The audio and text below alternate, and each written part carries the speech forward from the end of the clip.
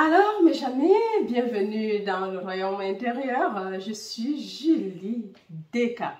Et aujourd'hui, c'est un autre épisode.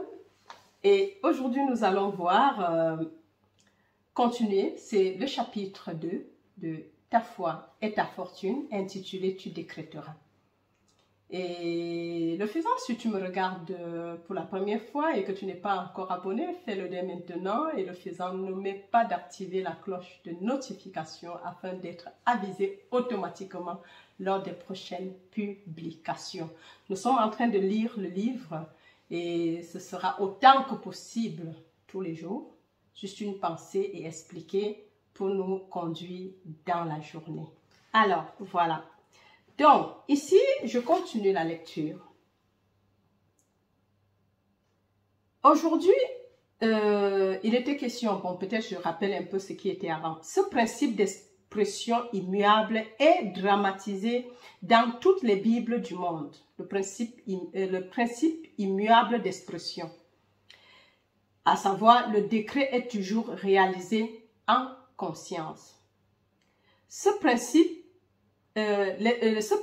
d'expression immuable est dramatisé dans toutes les Bibles du monde. Les auteurs de nos livres sacrés étaient des mystiques éclairés, d'anciens maîtres dans l'art de la psychologie. En racontant l'histoire de l'âme, ils ont personnifié ce principe impersonnel sous la forme d'un document historique, à la fois pour le préserver et pour le cacher aux yeux des non-initiés. Aujourd'hui, ceux à qui ce grand trésor a été confié, à savoir les prêtres du monde, ont oublié que les Bibles sont des drames psychologiques représentant la conscience de l'homme. Dans leur oubli aveugle, ils enseignent maintenant à leurs disciples à vénérer ces personnages en tant qu'hommes et femmes ayant réellement vécu dans le temps et l'espace. Voilà.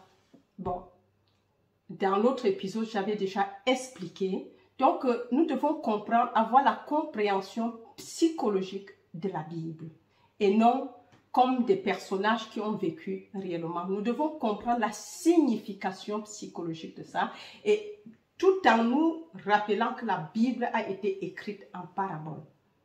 Donc ça veut dire que si on nous raconte une histoire, on suit juste l'état primaire de cette histoire. Bien sûr, on va commencer à vivre et mettre en pratique quelque chose qui n'a rien à voir avec l'interprétation psychologique de cela. Et il y a Joel Goldsmith qui a écrit l'interprétation spirituelle de la Bible. Et j'inviterai les gens à visiter. C'est important. J'essaierai de mettre les liens quelque part. Donc, pour qu'on puisse regarder ou l'écouter ou lire. Et s'il ne l'est pas encore narré, je prendrai soin de le faire. Allez, voilà. Donc, lorsque l'homme verra la Bible comme un grand drame psychologique, avec tous ses personnages et acteurs comme les qualités et attributs personnifiés de sa propre conscience, alors seulement, la Bible lui révélera la lumière de sa symbolique. Donc en fait, nous voyons que les personnages et même des histoires racontées révèlent seulement les aspects de notre conscience qui est d'ailleurs l'unique conscience. Conscience personnifiée parce que la conscience, elle est impersonnelle. Nous l'avons déjà vu dans le secret et dans le ressenti. La conscience est impersonnelle. Donc, c'est pas comme si, et même lorsqu'elle est manifestée, on avait vu, il y avait conscience et le subconscient.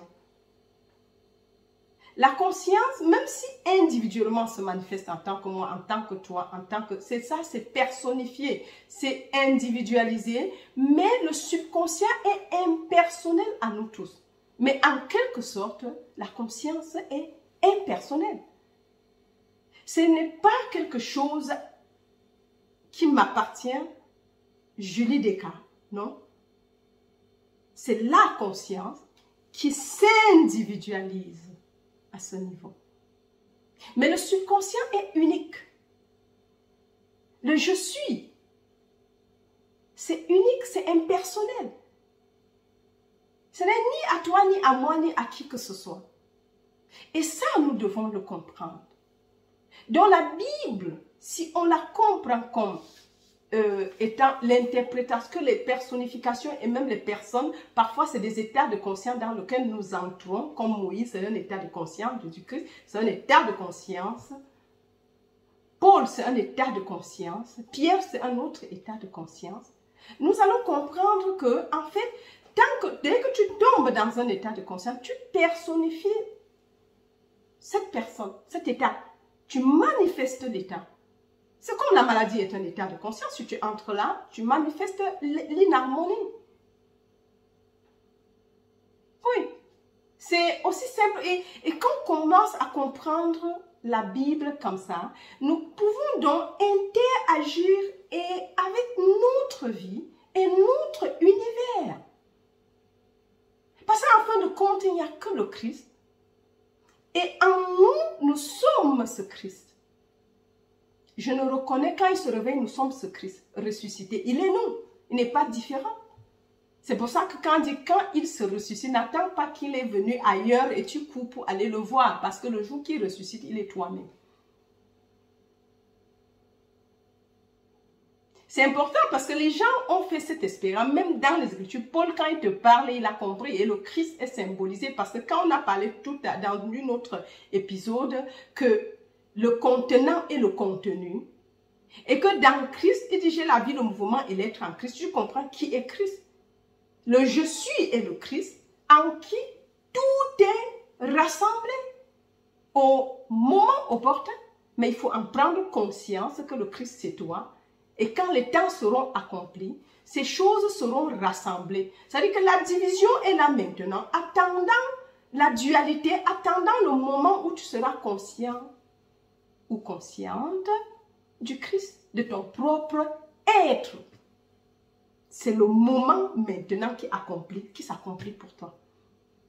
Il faut le proclamer. Comme on a dit, le commencement, la vie hier, par exemple, n'existe plus, mais ce hier est encore maintenant. C'est pour cela que j'ai la possibilité de faire une révision et de changer un état que j'ai occupé hier. Parce que cet état est encore là maintenant. Il bouge avec nous. Il ne reste pas derrière et que je viens.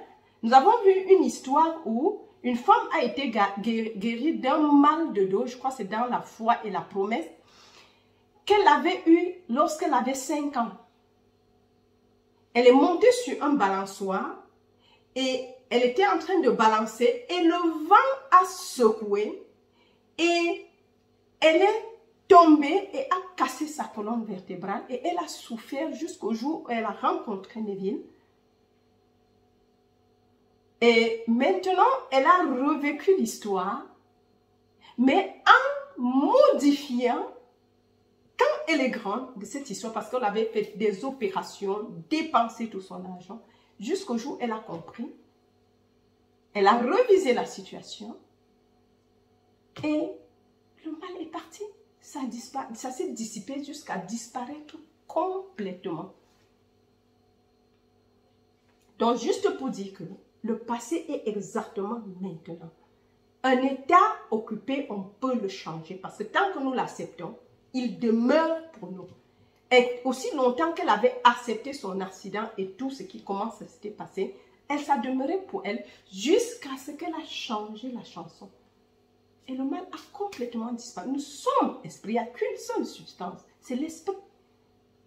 Il n'y a pas deux substances, il y a une seule substance, l'esprit ou la conscience. Et ça, c'est assez important de comprendre que nous pouvons interagir. La Bible, nous devons la comprendre telle qu'elle est. Nous devons savoir que les Bibles du monde, que ce soit tous les livres sacrés, c'est écrit, elles sont écrites en parabole. Et malheureusement, les suiveurs ont fait de celui qui a fait l'expérience le héros. Et ainsi, s'il est le seul héros, ça veut dire que tu ne seras jamais un héros. Tu ne feras jamais l'expérience. S'il est le seul à le faire, tu ne peux pas le faire, puisque tu l'acceptes et tu crois. Et ce dont tu es conscient devient ta réalité.